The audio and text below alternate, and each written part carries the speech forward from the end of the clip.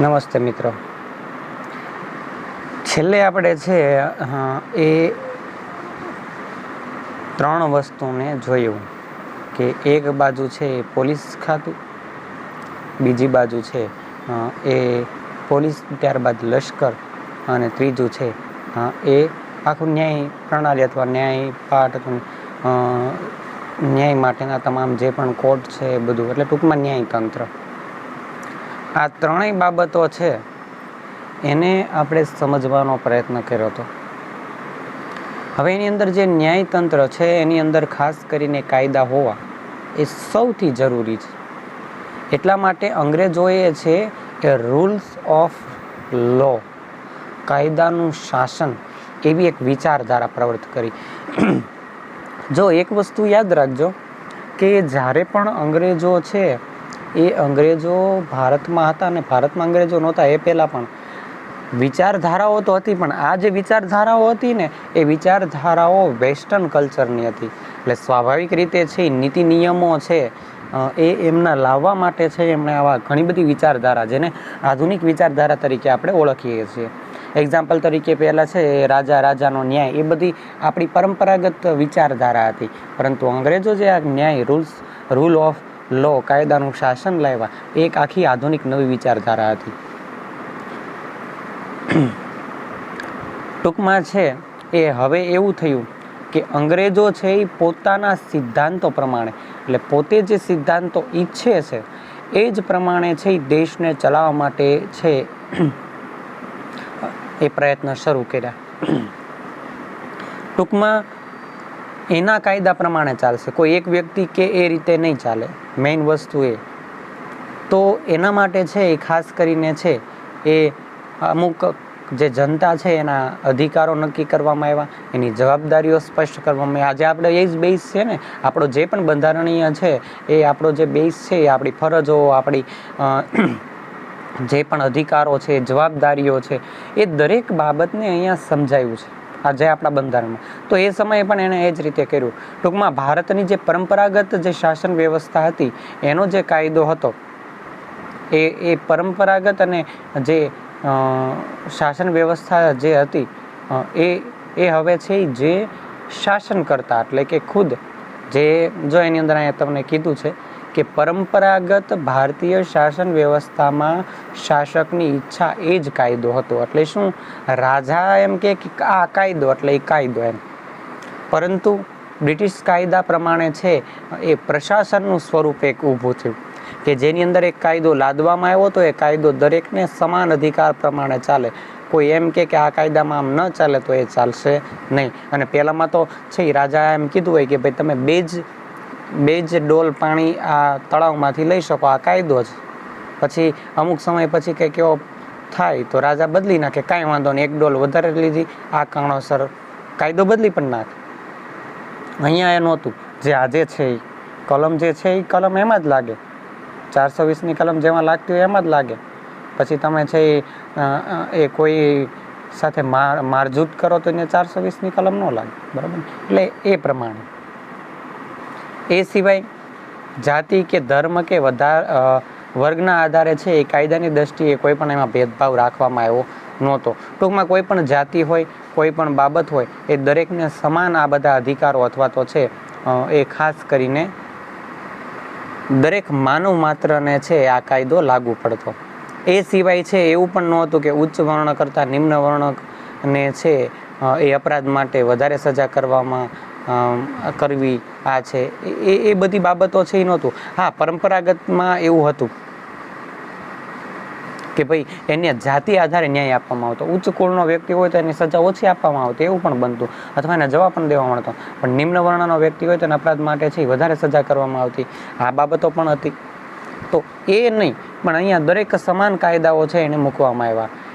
એ જ રીતે છે એ ખાસ કરીને જે જમીનદારો છે, જમીનના માલિકો છે, એના વિરુદ્ધ જે સામંતો છે, બરાબર, જે જમીન બીજાની લઈને લોકોને વાવવા આપતા, એ બધા વિરુદ્ધ પણ કેસ છે એ પહેલાં ચલાવવામાં આવતો નહીં. પણ બ્રિટિશ શાસન દરમિયાન સામાન્ય લોકો માટે છે એ ન્યાયના દરવાજા ખુલ્લા મૂકવામાં આવ્યા. એટલે કે સામાન્ય વ્યક્તિ પણ છે એ હવે આ જે છે એની ઉપર જે ન્યાયની અંદર છે પોતાનો ન્યાય લેવા સામાન્ય વ્યક્તિ પણ જઈ શકતો. એટલે સ્વાભાવિક રીતે ન્યાયતંત્ર ખૂબ સારું એવું છે એ સમયે વિકસ્યું. ઘણા બધા પોઝિટિવ પાસા છે જે ભારતને બદલાવમાં કામ લાગ્યા, પણ હું હજી પણ મારા બુદ્ધિશક્તિ પ્રમાણે છે, હું કોઈ એવું નથી કહેતો કે ભાઈ એવું જ છે, પણ સ્વાભાવિક રીતે અંગ્રેજો આપણી માટે સારા હતા નહીં. આપણે એમ કહીએ કે તો આવું બધું આવે નહીં, આવે શા માટે ન આવે? ભારત સક્ષમ હોત તો આપોઆપ બધું આવે. અત્યારે આપણે સ્વતંત્ર છીએ છતાંય બધી ટેકનોલોજી વિશ્વમાં આવે તરત આપણે બદલાવ આવે છે, તો એ બાબત છે. એટલે પરંતુ એ સમયે આ ફેરફાર થયો. ત્યારબાદ તેની ગુણવત્તા અને ક્ષતિઓની વાત અહીંયા છે એ કરી છે. એટલે કે જે પણ વહીવટી તંત્ર હતું, પોલીસ તંત્ર હતું, લશ્કરી તંત્ર હતું અને ન્યાય તંત્ર હતું, એની ગુણવત્તા છે એના આધારે, ગુણવત્તાના આધારે એની રચના થઈ હતી. આમનામ એમનામ નહીં કે ભાઈ આવી રીતના આપણે શાસન કરવું છે અને આમનામ આપણે રાખી દઈએ, એ પ્રમાણે નહીં, પણ પોતાની સક્ષમ શક્તિઓ દ્વારા છે એ બ્રિટિશ સામ્રાજ્યએ ભારતને મજબૂત બનાવવા માટે છે એ આધુનિક સ્વરૂપ દ્વારા છે એની ગુણવત્તા, એટલે કે એનું જે પણ વહીવટી તંત્ર હતું એને આધુનિક ઓપ મળે, આધુનિક બાબતોથી સજ્જ બને, એ બાબતો છે એને એ દ્વારા છે એનું પ્રશાસન એને મૂક્યું. પણ ખાસ કરીને આ પ્રશાસનનો માત્ર ને માત્ર લાભ કોને હતો? તો કે બ્રિટિશને. એને પોતાના જ લાભ માટે આખું આ તંત્ર મૂક્યું હતું. ભારતની અંદર છે એ ખાસ કરીને છે એ ભારતને આનાથી કોઈ લાભ હતો નહીં, ભારતીયોને એનાથી કોઈ લાભ નહોતો. એ પોતાનું શાસન અને પોતાનું છે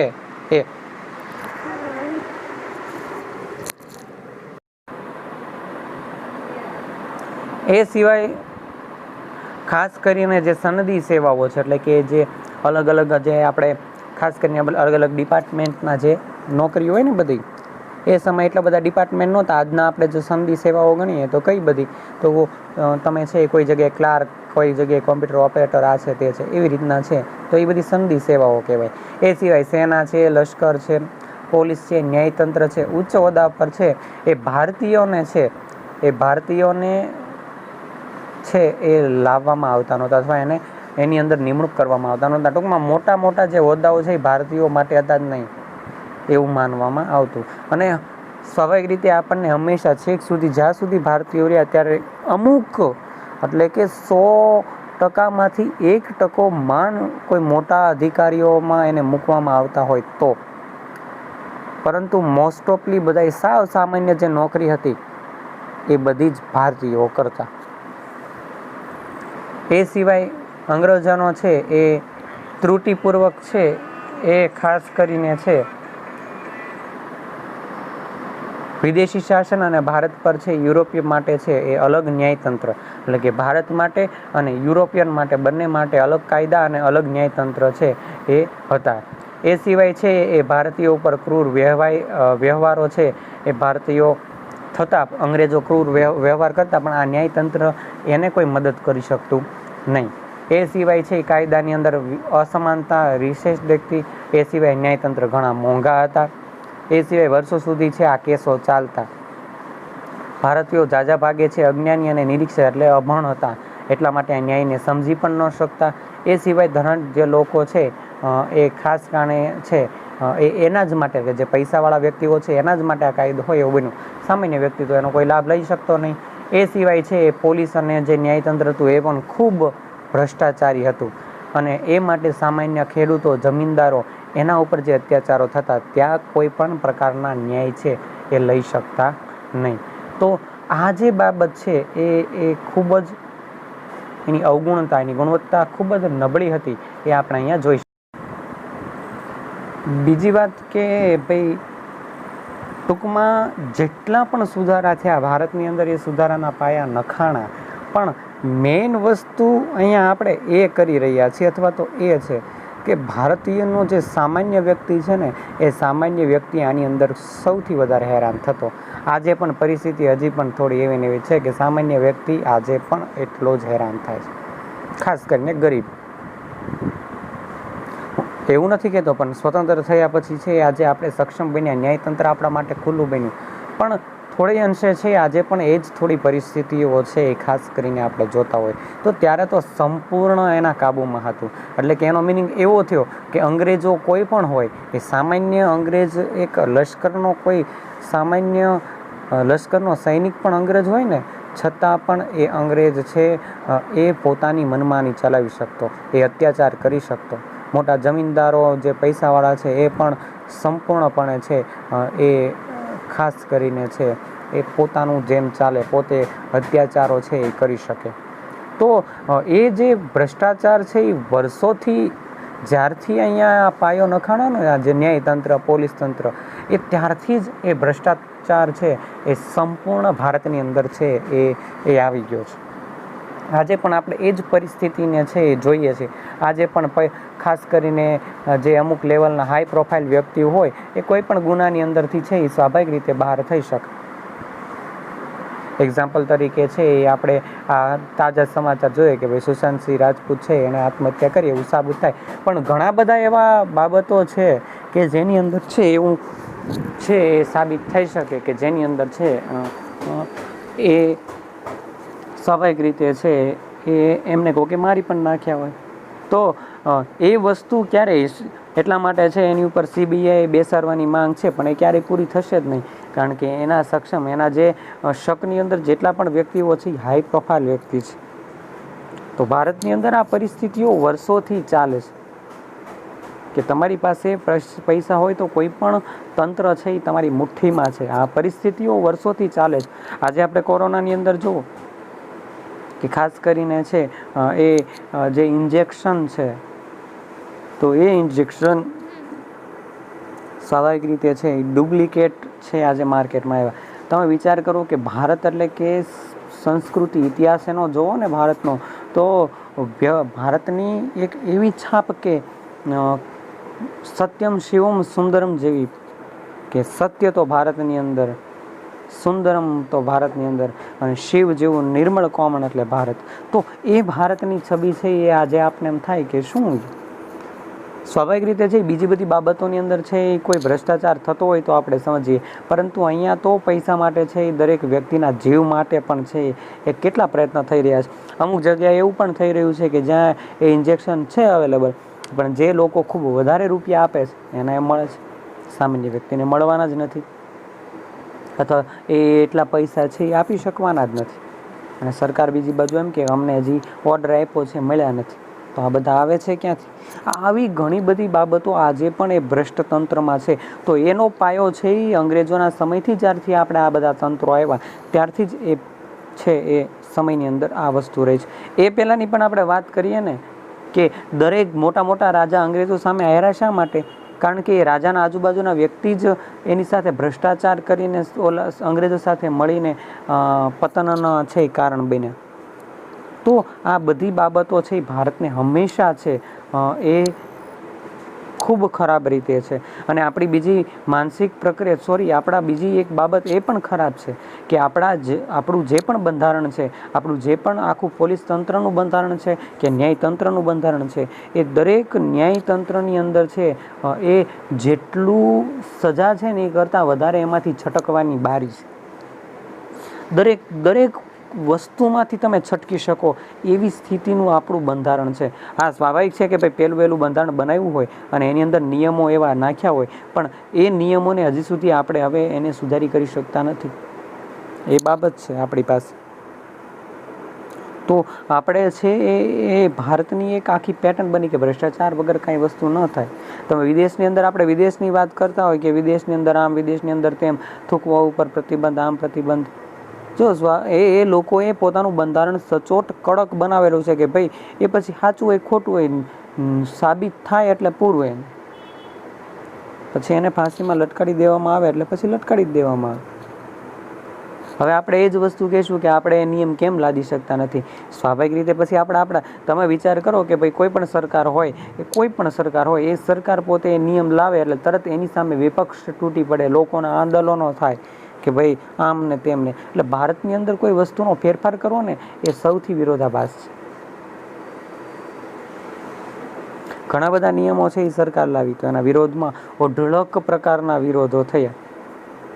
CA ને ઘણા બધા છે એ નિયમો ભારત આપણા માટે સરકાર આપણા એક કંટ્રોલ માટે લાવે છે. તો સામે એ જ ભારતના વ્યક્તિઓ છે ભલે સામદામ દંડ ભેદનો ઉપયોગ કરીને છે એ સરકારને પાડવા માટેના પ્રયત્ન હોય, પરંતુ એ બાબત છે અંગ્રેજો છે એ ભારતની અંદર જેમ આવ્યો ને, આજે ભારતની અંદર પણ એવા અંગ્રેજો જેવા ઘણા બધા છે.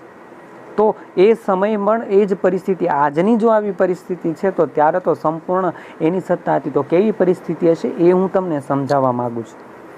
એ જ સિવાય અવિશ્વાસના તત્વોની વાત છે કે ખાસ કરીને બ્રિટિશ શાસનમાં છે એ અમુક નીતિઓના કારણે છે અવિશ્વાસનું વાતાવરણ સર્જાતું. ભારતીયો છે એ બ્રિટિશની સામ્રાજ્યવાદ કે સામ્રાજ્ય પોતાનું સ્થાપી દેવું અને શોષણખોર એટલે કે દરેક વસ્તુમાંથી શોષણ કરવું એ પ્રતિકોનો વિરોધ કર્યો. અને એના માટે છે એ ખાસ કરીને દાદાભાઈ નવરોજીથી લઈ અને ગાંધીજી સુધી, શરૂઆતના જે દાદાભાઈ નવરોજી હતા ત્યારથી લઈને ગાંધીજી સુધી આવા મહાન ચિંતકોએ છે અંગ્રેજોની જે પ્રશાસનિક અને આર્થિક અને ન્યાય વ્યવસ્થા હતી એની સંપૂર્ણ ટીકા કરી. આ જે પણ વ્યવસ્થા હતી એ કોઈ પણ રીતે ભારત માટે છે એ કોઈ પણ જાતની બાબત નહોતી. માત્ર ને માત્ર અંગ્રેજોના સારા માટે જ આખી વ્યવસ્થા ઊભી કરવામાં આવી હતી. એટલા માટે એ ગાંધીજીએ કહેલું કે ખાસ કરીને છે એ ભારતની પ્રજા માટે વિદેશી શાસન અને વિદેશી કાયદો એ બંને અસ્વીકૃત છે, કારણ કે તેનો હેતુ ભારતની જનતાની સુખાકારીને બદલે બ્રિટિશ સ્વાર્થ પૂર્તિ કરવાનો હતો. અને સ્વાભાવિક એ જ હતું કે સરકાર જે બ્રિટિશ શાસન હતું એ પોતાનું સંપૂર્ણ પકડ જમાવીને બેસી શકે એ માટે એણે આ બધી વ્યવસ્થા ઊભી કરી દીધી. એટલે એ બાબત. હવે એક્ઝામ્પલ તરીકે ભારતની અંદર કોઈ અત્યારે રાજા બનવું છે, અત્યારે આજના સમયે રાજા બનવું છે ને રાજા બનીને પોતે છે એ ભારતના અમુક રાજ્યને ચલાવી શકશે? શક્ય જ નથી. બરોબર છે? કેમ? પ્રશાસન છે, પોલીસ ખાતું છે, દરેક નિયમો છે, સ્વતંત્ર ભારત છે. તો એ સમયે પણ એને પ્રશાસન એટલા માટે બેસાડ્યું હતું કે પોતે સક્ષમ રીતે ભારતનો સંપૂર્ણ વહીવટ કરી શકે.